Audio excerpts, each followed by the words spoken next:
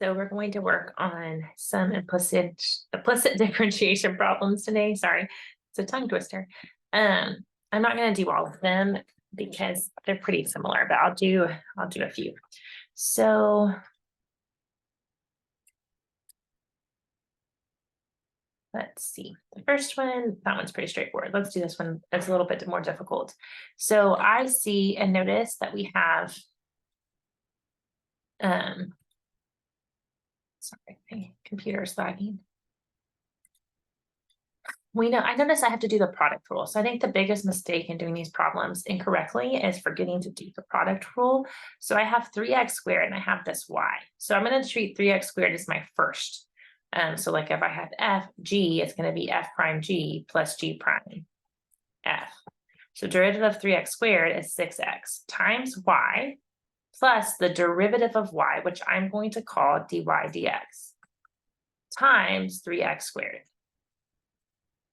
Plus, now over here, I'm going to use 4y squared as the f and x is the g. So 8y dy dx. When you take the derivative of anything with a y in it, you write dy dx after it. It's basically like the chain rule. Okay, we're multiplying by the derivative of y.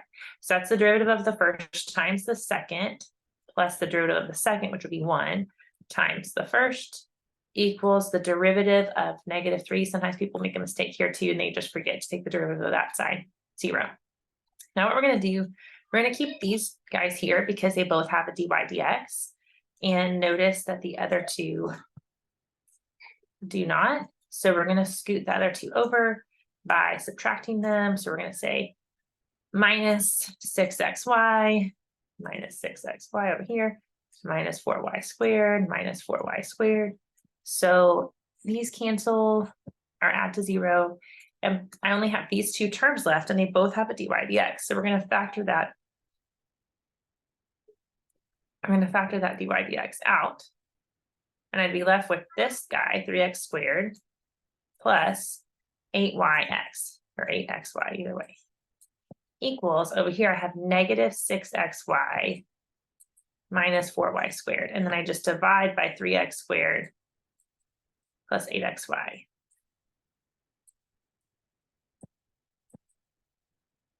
And that is that one. You could factor out a negative here if you wish, just to make it look a little cleaner. You could put the negative in front like this, and then this guy would be plus. So that's another option.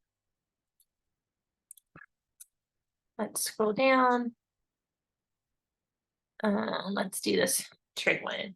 The derivative of cotangent is negative cosecant squared of y times the derivative of y equals the derivative of 2x, which is 2 minus 8 dy dx. And then I notice that I have dy dx here and here.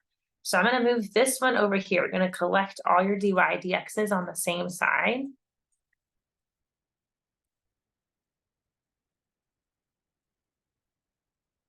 And then I'm going to factor out this dy dx just like we did last time. You're left with negative cosecant squared of y plus 8 equals 2, and then you just divide by this. You can write it like this if you want.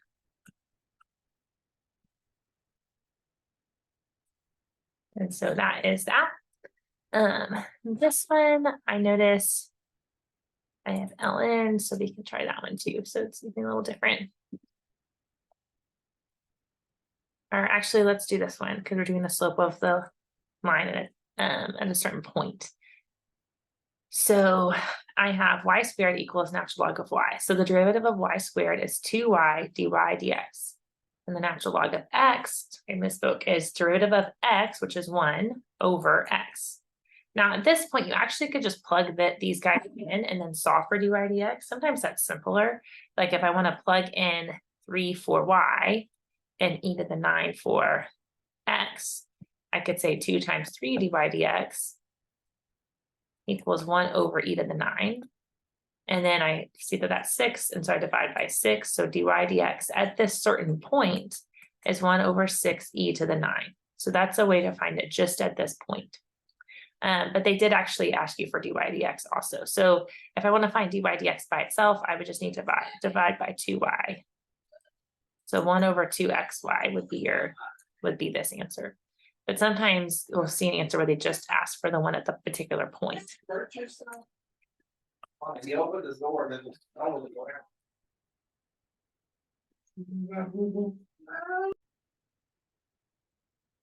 Sorry guys, one of my sons woke up, not very excited. Okay, so let's keep going. So that's very similar to what we just did here. You just plug in that point, and just don't forget to do the product rule there. Let's do this one, equation of the line tangent to the graph. So when you see equation, anytime you see this phrase, equation of a tangent line, you always need two things, a point and a slope. My point they gave me, 3, 0. And how do we find the slope? Well, in calculus, we find that with the derivative. That's what it's asking for.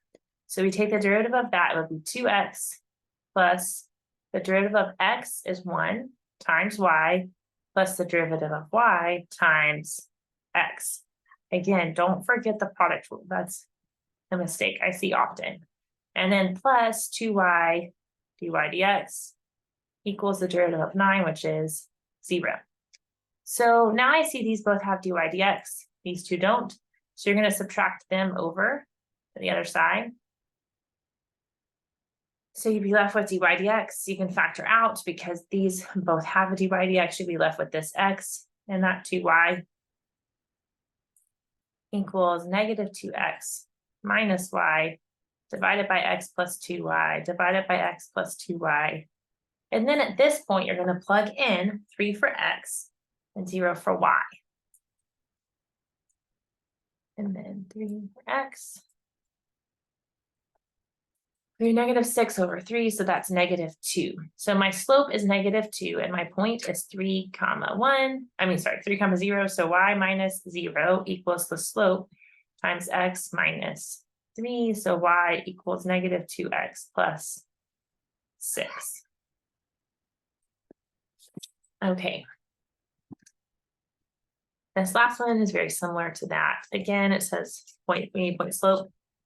How do we know we need point slope? It's because it says equation of the tangent line. So point is 1, 3.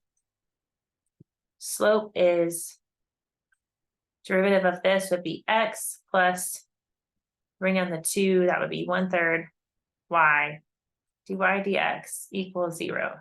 So x is 1 plus 1/3 times 3 dy dx equals 0. So we have 1 plus dy dx equals 0. So if I subtract 1, I just get negative 1. So dy dx equals negative 1.